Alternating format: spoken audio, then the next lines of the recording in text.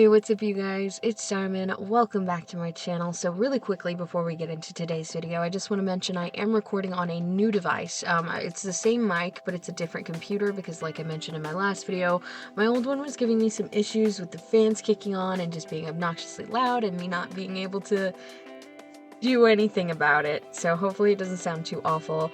Hopefully there's also nothing wrong with the video quality. If you see anything wrong with either the audio or the video that I don't catch in editing, please let me know so I can make sure to improve it when it comes to the next video that we do.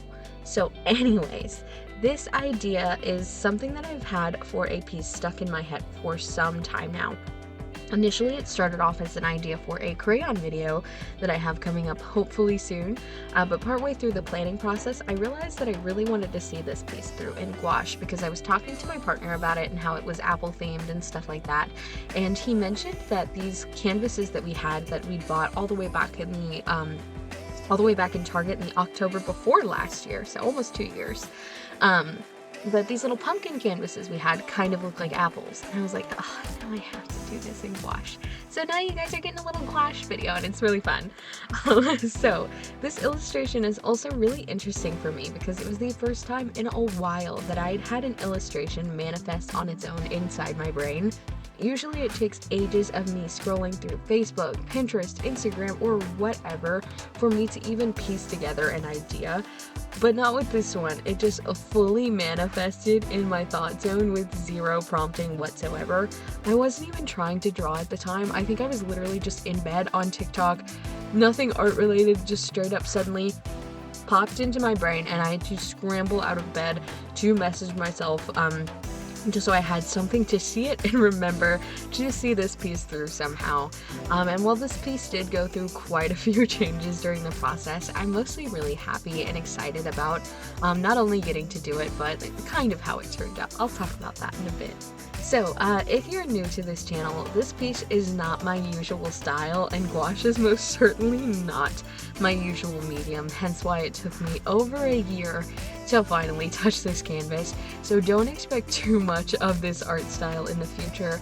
But that being said, I mentioned in my last video that I have been creating at the very least a lot of sketches in this art style, and I've either rendered over them in my usual style or just not allowed myself to carry them out at all because they weren't my style. But the fun thing about going through almost 6+, so the better part of a year, months of art block is that I don't know what my art style is anymore.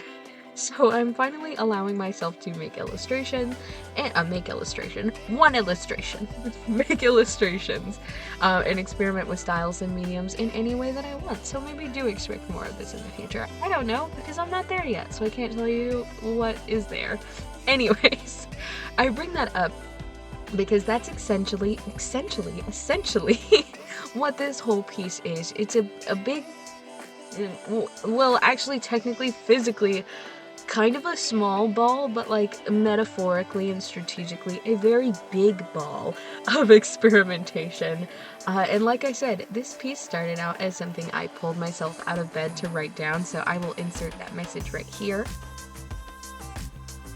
And you can see from the message that I had a lot of elements planned for this character that I ended up leaving out once I realized I'd had a considerable scale change. As I said, this was going to be a crayon video that I was going to do on a normal size canvas, so essentially I didn't have any hindrances when it came to the size of the illustration because it could have used copy paper or whatever. But because I was using an itty bitty canvas, some things needed to change. For example, I think I wrote that she would have like a band-aid on her face or her nose somewhere. And when I tried to sketch that, it did not work. So ultimately, I decided to bring this into Procreate so that I could start trying to put pen to paper, so to speak, because we all know how difficult it is to have an idea for things in our head and not be able to execute it properly. So this is when all those changes that I mentioned started to happen. And also, I made some few minor changes to her outfit as well. Her outfit changed actually quite a lot because it kept changing in my head, and then also when I started trying to illustrate it in Procreate, I kept adding and changing things. So yeah, that was really fun. It was just a lot of messing around with things. I also realized once I had actually made the drawing, or like I guess you could call it a sketch or the plan or whatever, the blueprint for the drawing, her apple cheeks did not look like apples anymore, which was kind of a downer because of the whole, it's an apple canvas, and so people would probably look at it and be like, why is it an apple? What's the correlation there? I don't know. I think it's still cute. But they didn't look like apples, so I toyed around with the idea of maybe adding leaves to the stickers to make them look more like apples. But when it came time to actually put it down on the canvas, I was covered in paint and frustrated and exhausted, and I really didn't want to fuss over such a small detail, so I decided not to do so. Speaking of putting things on the canvas, it's time to do that. So, working with gouache for me has been kind of hit and miss. I've only done, this is the third piece now that I've done in gouache. The first piece I ever created was this ladybug that I'm really proud of. And I just feel like while working on it, gouache as a medium came pretty easily to me. Everything was laying down and reacting exactly how I wanted it to, and it was ultimately the most relaxed I've ever been while painting. Painting is very scary for me, and I just was having a grand old time with this ladybug. So, because I was so confident and happy while making that one, I tried to make his successor, this rhino beetle. And I actually ended up having a really hard time with it, and I think that's partially due to the fact that I was using jelly gouache. I was using like this huge set of Hime jelly gouache, or is it Hima? Hime? What, you guys know jelly gouache. I was using jelly gouache.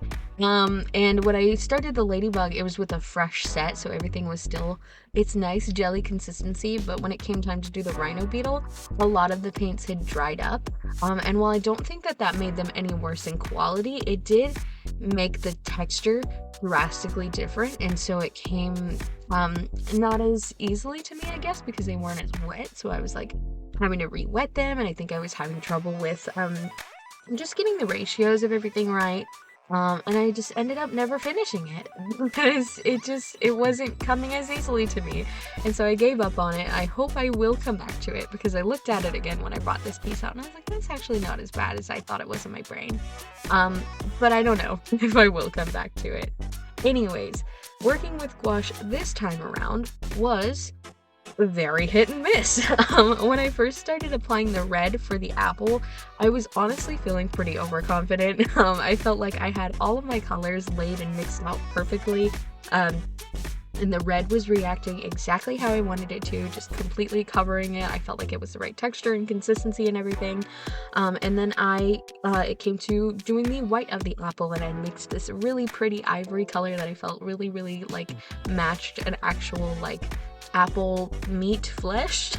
But then when I started painting it down, I realized that it was way more watery than I had intended it to be, and so I had to start layering it up to build that color. And because I was having to layer it, I kept touching the red, and I was either reactivating the red, or they were bleeding into each other, or I was just painting over it, and so the line wasn't as clear anymore. And so I just had to keep constantly touching up both of those colors along the edges, which I'm really glad I did because it looks really nice, but my oh my was it frustrating. I also really wasn't sure how to go about filming this video, hence I'm sure a bunch of hopefully not too noticeable jump cuts. I know most people who are more familiar with gouache tend to jump around the piece and work on different parts while others are drying, but since I started with the background, it meant that I had to wait a while for everything to dry, which took a lot longer due to my near constant touch-ups. So, once everything was presumably dry, it was time to move on to the figure, and I was feeling confident again because everything was looking really tight and crisp. As in regards to the background, everything was looking really nice. But then came that nerve-wracking feeling that I'm about to start the center point, the main focus of this piece, and I haven't sketched anything on the canvas. And that is normal, that is intentional rather. I always do this with gouache because I'm someone who is I get so attached to my initial sketch when it comes to me working digitally, or even traditionally when it comes to stuff like my marker drawings. I get so attached to my initial sketch that when I go to do paint, it disappears, and then I'm terrified, and then I don't know what to do, and suddenly I don't no proportions, and my muscle memory is gone, and everything is scary and bad and terrifying. So to kind of combat that, I already knew that I was going to do this piece in a doodly style, but I decided to really exaggerate even the simplicity of the face and stuff like that, and the smaller details, because I wanted everything to be really easy, something that I wouldn't need a sketch underneath to hold to. But that didn't make it any less terrifying. But I still managed to push through somehow. However, this is where the disasters started to occur. So the shape of the figure looked absolutely fine, but the color was totally wrong because the background was wetter than I thought. It was either the background or maybe my paint was too watery. Either way, someone activated somebody else, and so it ended up mixing the background color with the tone that I'd mixed for the paint, or the paint for the figure, so it was the wrong color. So I had to keep layering that up, and then it started making the face look really chunky, like I could see my brush strokes. I was building up a ton of paint.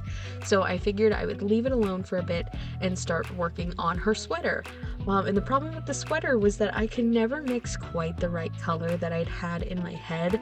I'd envisioned a really warm mustard that I think ended up looking a little more desaturated than I would have wanted it to, and I wasn't too upset with it, except for the fact that I'd chosen to paint it with a small brush, and so it was, like the skin tone, very chunky. So I decided, okay, what if I just slightly wet my brush and try to blend those out?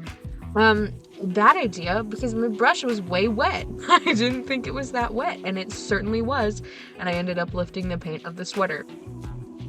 So I figured that meant that it was time for me to move on again to a different portion of the piece, and so I moved on to the hair, which was honestly so soothing. Zero problems with the hair. It was awesome, amazing, incredible. We love her. She was exactly the right color and shape and style that I wanted. I am so incredibly happy with it. If there is one thing about this whole process I'm really pleased with, it's the hair. After that, there was a ton more touch-ups, just a lot of things that I did mostly off camera, because I figured you guys didn't want to see me touching up these same exact spots over and over and over again. Once I got it to the point where I felt like everything was smoothed out and the proper colors, it was time for me to add in the finer details. Initially, I'd also planned to do this in gouache as well, but the piece actually ended up being way smaller than I'd envisioned it in my head. For some reason, the canvas was the same size still as I had intended it to do for the crayon video, and I didn't register the fact that it was so itsy tiny. But you guys can see from the video how small she is. I think it's literally smaller than the palette, if not exactly the same size, which is the size of my palm. She's tiny. She's itsy bitsy.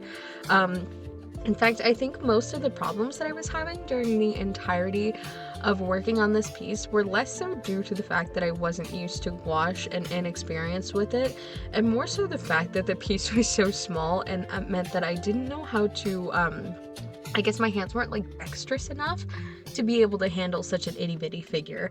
So to combat that, I figured I'd save myself a few dozen more touch-ups, and I'd do the fine details in a mix of colored pencil, fine liner, and gel pen. Side note, by the way, when I decided that I wanted to do that, when I decided I'd switch the medium up for the finer details, I went to rinse out all my brushes and paint to make my cleanup easier later, and then I realized that I was very silly for that, because after everything was totally washed out, I realized I still needed that brown paint for the stem on the back and the seeds on the sides of the figure, but I managed to fudge it with some Copics and colored pencil, which I'm pretty jazzed about, but I'm also not pretty jazzed about it because the stupid sweater was still wet when I flipped it over to work on the back, so that paint just skittered across the figure for some reason. I was able to mostly cover it up, but I was so mad about that because it meant I had to mix more ivory. I literally had to get my paint out and remix colors, and I was very frustrated about that. But anyway, I mostly managed to get everything kind of tweaked and looking how I wanted it to, and even with that mess, doing all of these details was honestly really therapeutic, because now everything finally felt like it was starting to come together and look finished, and I could wash away some of that anxiety that I had about the piece that had built up while I was working on the base, and before I knew it, she was all finished. So in the end, this piece was kind of freeing for me, albeit a hot mess when it came to the actual production of it. I was still really happy with it, and I think that it looks really nice. It's definitely a lot different than what I'm used to, and I don't think that's a bad thing. I don't know if I'm going to keep doing more art like this, or if I'm going to embrace this as my new art style and wildly change directions, or if I'm gonna just keep this as my thumbnail in doodle style and let it stick to that.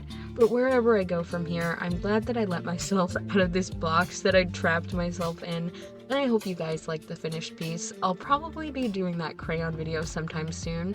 But let me know if there are any other mediums you guys want to see me do, or if you do want to see me do more gouache on this channel. I can't promise that I will, because this was an experience and I've got some learning to do. But in any effect, let me know, what are some of your favorite mediums? What are some other stuff you guys want to see on the channel, whether it's a medium or a challenge or whatever. I love you guys so much, and I'll see y'all in the next one. Bye!